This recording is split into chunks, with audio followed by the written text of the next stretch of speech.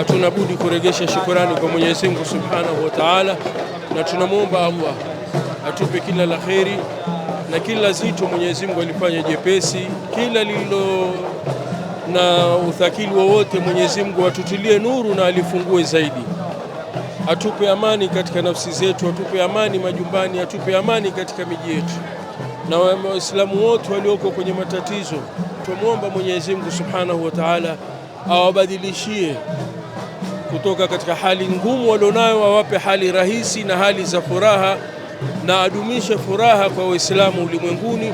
Na inshallah Mwenyezi Mungu ajalie mwaka huu utakapoingia uwe ni mwaka wa kusimama kwenye toa yake na kusimama kwenye takwa na kusimama kwenye ibada.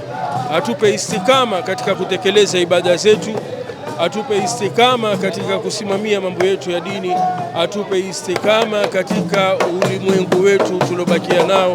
Wabillahi tawfik. Shukran sana mtazamaji, huyu alikuwa ni Ustadh Shafi.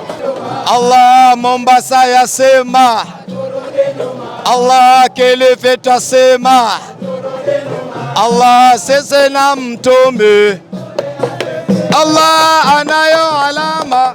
Doktor, hao mbele ndio wanatuzuia wale wazee.